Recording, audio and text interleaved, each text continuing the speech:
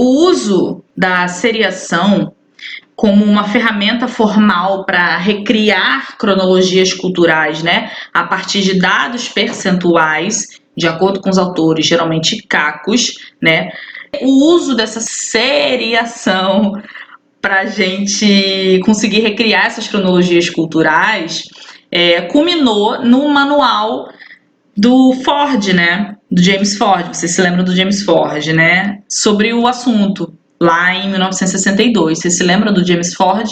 Do famoso debate Ford-Spalding, né? James Ford e Albert Spalding, que tiveram um grande debate na arqueologia a respeito da natureza do tipo, né? A gente falou sobre o debate Ford-Spalding na aula de Teoria Arqueológica 2, se não me engano, foi questão de prova, né? Os autores chamam esse período, essa segunda fase, a fase tipológica, eles chamam de Idade do Tipo, né? Embora o termo recebesse significados sutilmente diferentes em cada lado do Atlântico, né? Ele está se referindo à Europa e à América, né? Ele fala que aqui no continente americano, eles falam que aqui no continente americano a classificação de cacos em tipos remonta ao ano de 1920. E à medida que mais trabalhos foram sendo feitos, mais e mais tipos iam sendo definidos. E aí isso ficou muito claro que, embora utilizar essa classificação tipológica a gente conseguisse ter muita economia de tempo e o que eles chamam de economia de pensamento e apresentação, que esse sistema classificatório ele era muito inadequado, porque ele acabava limitando uma grande variedade de interpretação que os profissionais, que os arqueólogos poderiam ter a respeito do material. Isso limitava muito você utilizar apenas essa classificação por tipo. Então, um sistema de tipo e variedade foi proposto e amplamente adotado, embora às vezes com uma nomenclatura diferente. E aí eles começam a falar que a partir daí se abriu uma gama de novas classificações para tentar ajudar os arqueólogos nessa difícil tarefa de fazer interpretação, né, do material arqueológico. E aí eles falam o seguinte, que acima desses níveis propuseram-se agrupamentos de tipos transversais mais teóricos. E aí eles mencionam aqui sequência, série, agrupamentos de tipos de cerâmica, sistema de cerâmica e etc. A terceira e última fase dos estudos de cerâmica em contexto arqueológico que os autores mencionam aqui nesse primeiro capítulo é o que eles chamam de fase contextual. E para poder falar dessa fase contextual, eles começam mencionando novamente o trabalho da Anna Osler Shepard, que foi crucial para essa etapa. Eles elogiam muito, falam muito vastamente sobre o trabalho da Shepard, da importância dela, né, na arqueologia americana, e eles falam o seguinte, que a Shepard ela reuniu linhas que eram então muito atuais nos estudos da cerâmica nesse período, né, a partir de 1960. E quais eram as linhas, né, que eram importantes naquele período e que continuam sendo, né? Seriam os estudos sobre cronologia, comércio e distribuição e desenvolvimento tecnológico. E ela identificou alguns aspectos na cerâmica arqueológica que deveriam ser estudados, deveriam ser colocados em destaque para lançar luz sobre cada uma dessas áreas. Então, quais são as características dos artefatos da cerâmica que a gente precisa, sobre os quais a gente precisa se debruçar para conseguir dar conta dessas linhas que a gente está se propondo a estudar? Qual é a característica da cerâmica que eu preciso estudar para poder conseguir dar conta disso? O arqueólogo deveria destacar, primeiro, a identificação dos tipos, para conseguir fazer a cronologia, a identificação de materiais e suas fontes de comércio, e as características físicas dos recipientes que possam mostrar o seu lugar no desenvolvimento tecnológico. Quando a Anna Shepard ela faz isso, ela acabou lançando base para muitos trabalhos futuros. E eu achei muito interessante que os autores falam, inclusive, que um dos desafios que eles têm nesse livro que eles escreveram, um dos desafios é não reproduzir o trabalho dela. Tipo assim, o trabalho dela foi tão importante, tão necessário, tão básico, que a gente tá com medo de começar a fazer um trabalho sobre cerâmica em arqueologia e a gente acaba repetindo tudo que ela já falou. Gente, que mulherão, né? Vocês imaginam a importância do trabalho dela. Eu fiquei maravilhada. O trabalho da Shepard, ela foi tanto no campo teórico quanto no campo prático. E aí, no campo teórico, ela fez uma discussão muito detalhada dos usos e das limitações do conceito de tipo, que ela discutiu esse conceito de tipo muito vastamente. Ela estaria reagindo contra a visão quase linear de tipologia que caracterizou muitos trabalhos a partir da década de 1920. Ela propôs uma visão de tipologia que é muito mais uma tentativa do que uma visão fixa. E ela repetiu, os autores falam, o aviso que já havia sido dado pelo Gordon Childe sobre a identificação de tradições cerâmicas com entidades culturais. E aí eles se questionam, né? Quais foram as direções dos estudos da cerâmica realizados nesse período? O que se herdou? Quais foram a linha, os caminhos que começaram a ser percorridos nessa terceira etapa, né? Nessa etapa contextual? Duas direções. Eliminar a resistência à mudança do conceito de cacos como tipo fóssil da cultura tipológica. E 2, continuar em direção às unidades físicas do estudo, cada vez menores. Isso acabou culminando no surgimento de várias técnicas científicas diferentes, né? O que ele está querendo dizer com isso? Começar a analisar a cerâmica no nível micro, e depois, mais para frente, ele começa a citar várias técnicas, né, que foram surgindo, ou técnicas que já existiam e acabaram sendo trazidas para dentro da arqueologia, né, para auxiliar a gente na análise dos materiais. E aí eles falam o seguinte, que num extremo a gente tem técnicas que são relativamente simples, baseadas, por exemplo, apenas num microscópio binocular de baixa potência, que você não precisa ter muito traquejo com a tecnologia para conseguir analisar um caco de cerâmica. Você bota numa lupa binocular, dá uma olhada, você já consegue enxergar. Esse seria um extremo de análise bem básico, nada complexo. E no outro extremo, eles falam que existem técnicas, né, muito intensivas que exigem conhecimentos científicos e estatísticos para explorá-las completamente, né? E o que seria, por exemplo, utilizar uma tomografia computadorizada, né? Como eles mencionam aqui mais para frente. Na fase contextual, existem alguns temas paralelos que foram trabalhados juntos, né? Com as análises que eram realizadas nesse período. E o primeiro tema paralelo à fase contextual é a etnografia.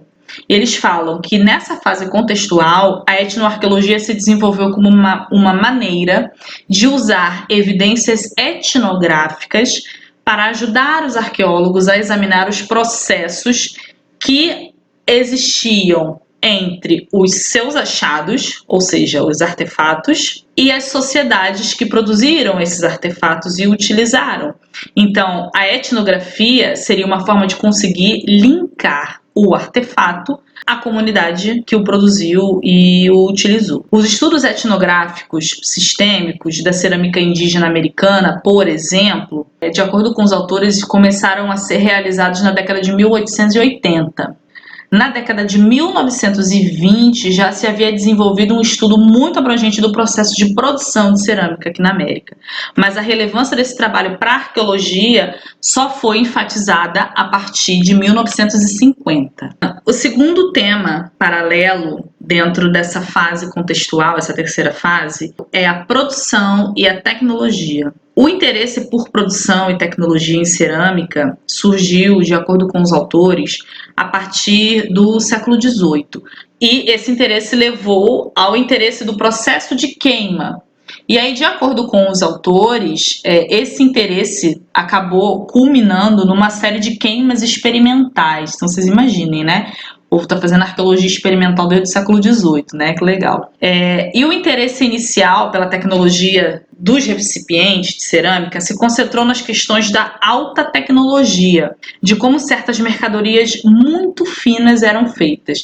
Então vocês imaginem o nível de curiosidade que o povo deve ter tido de tentar entender que tipo de tecnologia é esse, por exemplo, na confecção da porcelana, que a porcelana consegue ser tão fina, tão delicada e ao mesmo tempo tão resistente, né? Resistente à temperatura, por exemplo, né? É de se parar para pensar realmente. E quais foram os desdobramentos desse interesse pela produção? Eles falam o seguinte, que começou a ocorrer um interesse em tecnologia por si só como um indicador de progresso social, ou seja, quanto mais desenvolvida a tecnologia, mais desenvolvida a sociedade que a produziu, de acordo com a interpretação dos autores e dos arqueólogos que trabalharam com isso. A gente não vai entrar aqui no quesito de tentar discutir o que é progresso, o que é sociedade desenvolvida ou subdesenvolvida, não vou iniciar esse debate aqui agora, porque aí é coisa para mais umas 3 horas de aula, mas enfim, vamos voltar. O interesse da tecnologia por si só como indicador de progresso social e a ampliação da tecnologia de todos os tipos de cerâmica sob influência do trabalho etnográfico. E aí, essa abordagem, isso começou a se acelerar cada vez mais a partir da década de 50 e 60.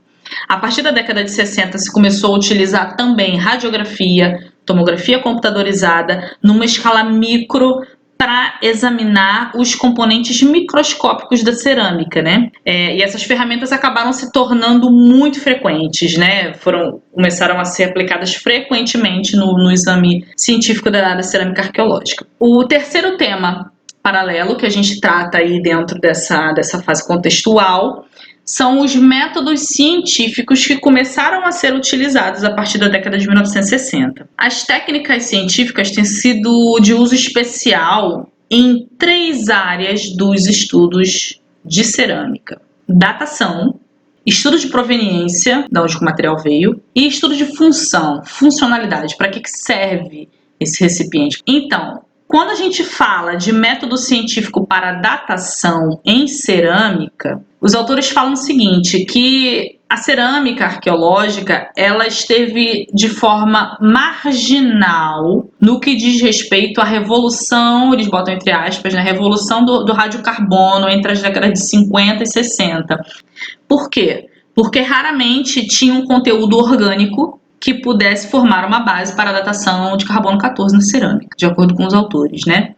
No entanto, o potencial para extrair restos de inclusões orgânicas, como por exemplo carvão moído, da cerâmica de baixa queima, foi reconhecido pelo casal 20 da arqueologia, né, Beth Meggers e Clifford Evans, em 1962. Ou seja, Beth Meggers e Clifford Evans descobriram que havia sim uma forma de tentar conseguir resgatar alguns materiais orgânicos na composição da cerâmica e utilizá-los para poder fazer datação de carbono 14, né? No final da década de 1950, começaram a utilizar também a datação por termoluminescência. Segundo, estudos de proveniência. E aí os autores falam o seguinte: as primeiras técnicas a serem utilizadas para saber a origem desses componentes foram as técnicas petrográficas, que seria um exame microscópico de composição, para identificar a composição do material, basicamente isso, tá? Observando as inclusões em vez de argila, através do quê? Da observação da seção fina, métodos gravimétricos e análise de de minerais pesados. Eu não vou esmiuçar cada uma dessas técnicas, tá? Primeiro porque não é a minha área de especialização, não é minha especialidade, e segundo que para esse momento não vale, não tem por que a gente se debruçar sobre isso. O último tópico, que seriam os estudos funcionais, né? A funcionalidade do material.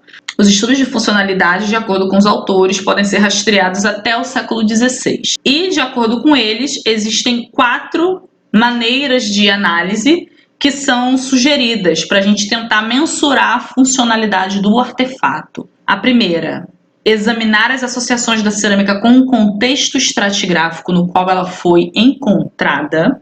Dependendo do contexto estratigráfico, daria para mensurar, né, alguma funcionalidade que poderia ser atribuída ao artefato. 2, examinar os tratamentos de superfície, né, da cerâmica. 3, examinar as propriedades físicas da cerâmica para avaliar a sua adequação a várias funções, como, por exemplo, cozinhar.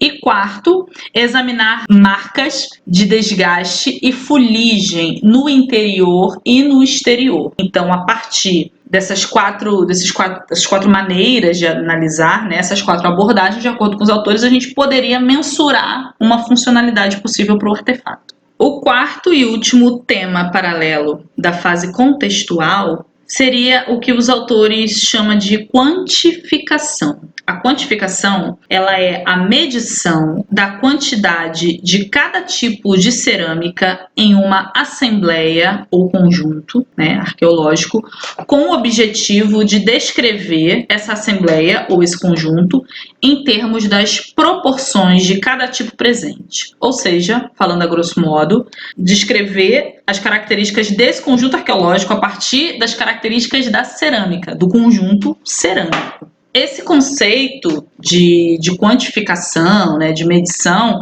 ele pertence à fase anterior, né? Lembrando que a gente está falando aqui da terceira fase, que é a fase contextual. Esse conceito, os conceitos de tipologia, medição, isso é da fase anterior, da fase tipológica. Mas com o surgimento dessa terceira fase, dessa fase contextual, surgiu a ideia de que outras medidas de quantificação cerâmica poderiam ser mais apropriadas. Então, dentro da fase contextual, surgiu a ideia de que a gente poderia utilizar outras medidas para poder fazer a quantificação da cerâmica. E quais seriam essas outras medidas? Por exemplo, o peso, o número de recipientes que são representados nesse grupo, né, nesse conjunto, nessa assembleia, como eles falam, os equivalentes de recipientes. Essa parte eles não explicam muito bem o que é, mas quando, pelo menos a interpretação que eu tive de equivalente de recipiente, talvez pode ser as formas de recipiente que se repetem mais vezes dentro do conjunto. Interpretação minha, tá? Isso não é do autor. A área de superfície que aqueles tipos cobrem, né, a área do sítio, enfim. O volume de deslocamento, acho que teria a ver mais ou menos com a questão mesmo da extensão, né, territorial. Então, uma vez que houve mais de uma medida, a gente não está vendo agora só o tipo, a gente está vendo o peso, o número de recipientes representados, o equivalente de recipiente, etc, etc, foram feitas tentativas para tentar comparar cada uma dessas unidades. E aí um outro ponto que eles levantaram foi o seguinte: 2 medidas juntas fornecem muito mais informação do que 2 medidas separadas. Então, a gente pode utilizar mais de uma medida para poder fazer análise de um único conjunto. E aí eles citam aqui um arqueólogo que acabou utilizando essas outras medidas de quantificação. Foi o Michael Brian Schiffer, né? Eu falo muito do Michael Schiffer nas aulas, né? É aquele grande arqueólogo canadense que trabalha aí com o processo de formação de sítio, né? Eu sou muito fã do trabalho dele, vivo falando dele. E aí os autores falam que o Schiffer utilizou essas outras medidas de quantificação porque essas abordagens elas são especialmente úteis e importantes no estudo de processos de formação de sítio. Então, assim, para a gente ter uma noção, né, de como que o estudo de cerâmica, quando é bem feito e realizado de forma mais ampla, mais abrangente, né? Como que pode ser utilizado para uma gama de questões, né, gente? Dentro de várias abordagens diferentes, inclusive para o processo de formação de sítio. Achei bem interessante. Então, os autores encerram, né, esse primeiro capítulo com um tópico chamado O Caminho a Seguir. O que seria isso? O que vai vir agora, né? Depois dessa terceira fase contextual, como é que está hoje em dia esses estudos da cerâmica em contexto arqueológico, o que tem sido feito, né, e tal. Então eles encerram esse capítulo 1 da seguinte forma: finalmente, podemos ver um interesse crescente na integração da cerâmica em uma análise mais ampla dos conjuntos de achados. Não estudar a cerâmica isoladamente, né, mas você conseguir fazer com que esse artefato converse os outros tipos, né, os materiais diferentes, né, de diferentes matérias-primas, né, que existem num sítio arqueológico. A abordagem que a gente precisa ter, de acordo com os autores, a abordagem que a gente precisa ter para poder analisar o conjunto arqueológico vai depender da natureza dos outros achados e da maneira como eles são registrados, seja de forma conjunta, Por exemplo, ele dá o exemplo aqui de ossos, né? Você imagina um esqueleto que está articulado, você não vai registrar cada peça independentemente, né? Você vai registrar o esqueleto. Então, vai ser tanto se for registrado de forma conjunta, quanto individualmente. E ele fala o seguinte, que esse deve ser o próximo passo nos estudos da cerâmica. Depois de integrar os vários aspectos dos estudos de cerâmica na fase contextual, nessa última fase mais abrangente, com maior variedade de abordagens, né, a partir da década de 1960, eles falam que a gente deve agora integrar os estudos de cerâmica no campo mais amplo dos conjuntos gerais dos achados, né? Mais uma vez, não tratando da cerâmica de forma isolada. Na verdade, isso serve para qualquer tipo de material arqueológico, né? A gente não tem como analisar só o lítico, ou só malacofauna, ou só remanescente de fogueira, não tem como, né? A gente precisa contextualizar o material. Vocês já tiveram experiência de campo e vocês já sabem mais ou menos como é que funcionam, né? Um material, um tipo de material, um único artefato por si só, ele não vai dar informação inteligível pra gente se a gente não colocar dentro do contexto. A gente até consegue tirar informações dele, mas a gente só vai conseguir interpretar e entender se ele estiver dentro de um contexto maior, que esse contexto maior seria o sítio arqueológico. Espero que vocês tenham gostado. Dúvidas, estou aqui à disposição para o que precisar e até a próxima.